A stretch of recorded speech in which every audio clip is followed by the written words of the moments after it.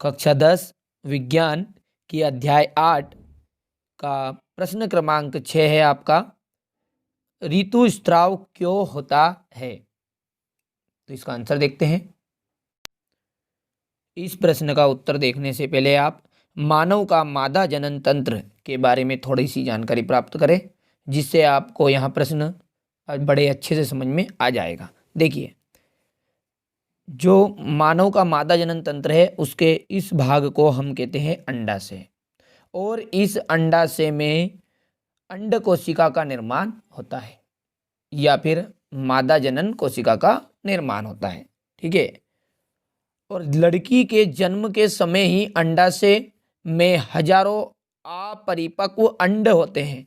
जब लड़की का जन्म होता है उस समय से ही इस अंडाशय में हजारों अपरिपक्व अंड होते हैं, और यौवन आरंभ के में इनमें से कुछ परिपक्व होने लगते हैं। मतलब जैसे ही लड़की युवा होती है तो उसमें से इन अपरिपक्व अंड में से कुछ अंड क्या होते हैं, परिपक्व होने लगते हैं। दो में से एक अंडाशय द्वारा प्रत्येक माह एक अंड परिपक्व होता है। जो दो अंडाशय हैं उनमें से एक अंडाशय के द्वारा प्रत्येक माह एक अंड परिपक्व होता है।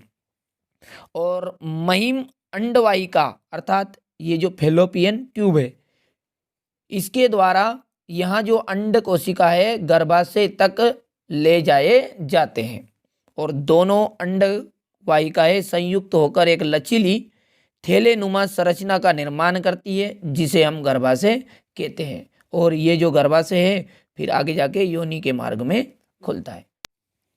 तो देखिए, जो लड़की का जन्म होता है उस समय से ही अंडाशय में हजारों अपरिपक्व अंड होते हैं, और जैसे ही लड़की युवा होती है उसमें यौवन आरंभ शुरू होता है, तो इनमें से कुछ अंड परिपक्व होने लगते हैं। ठीक है। और दो अंडाशय पाए जाते हैं, तो इन दोनों अंडाशयों में से एक अंडाशय के द्वारा प्रत्येक माह एक अंड तैयार होता है, यानी एक अंड क्या होता है, परिपक्व होता है। और जो ये फैलोपियन ट्यूब है, ये नलिका, इसके द्वारा ये गर्भाशय में स्थानांतरित कर दिया जाता है या पहुंचा दिया जाता है। किसको? इस परिपक्व अंड को। और जब फिर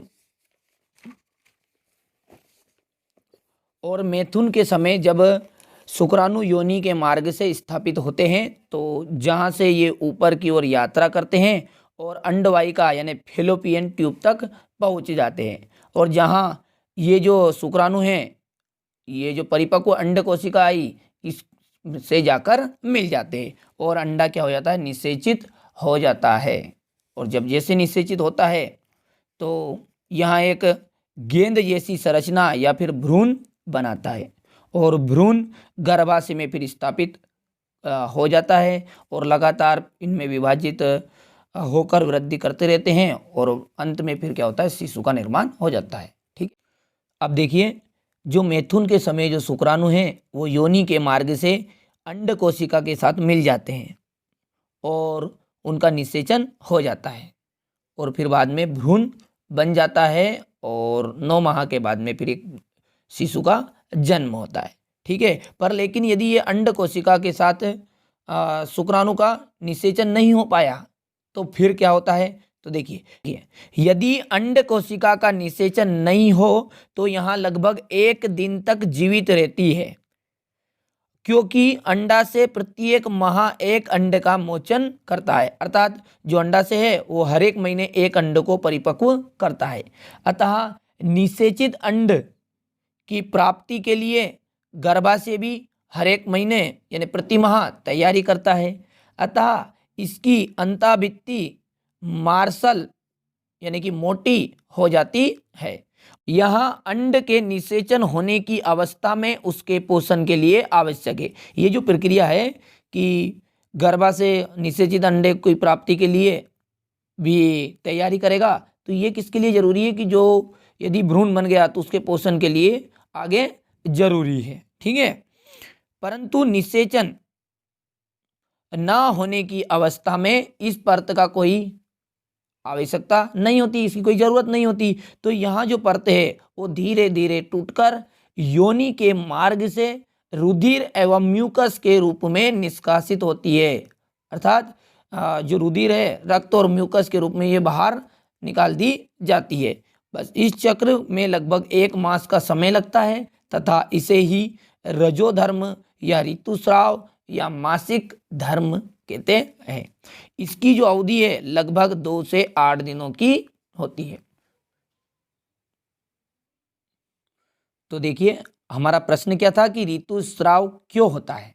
ठीक है, देखिए जब अंड का निषेचन नहीं हुआ, यानी जो अंड कोशिका उसका निषेचन नहीं हुआ, तो गर्भाशय की भित्ति में, ये भित्ति का मतलब होता है दीवार, जो गर्भाशय की दीवार है उसमें बनने वाली परत का कोई भी उपयोग नहीं रहता है। अतः यह जो परत है वह धीरे धीरे टूट जाती है और योनि मार्ग से रुधिर एवं म्यूकस के रूप में निष्कासित हो जाती है, इसलिए ऋतुस्राव होता है। ठीक है, तो किस प्रकार समझे आप, आपको परीक्षा में इतना ही लिखना है, ऋतुस्राव क्यों होता है। तो वो तो मैंने आपको अच्छे से जानकारी देने के लिए बड़े डिटेल तरीके से समझाया था। तो देखिए जब अंड कोशिका का निषेचन नहीं हुआ तो गर्भाशय की दीवार में जो भी परत बनती है उसका कोई उपयोग नहीं रहता है। अतः यह जो परत है वो धीरे धीरे टूट जाती है और योनि मार्ग से रुधिर एवं म्यूकस के रूप में निष्कासित हो जाती है, और इसलिए ही क्या होता है, ऋतुस्राव होता है।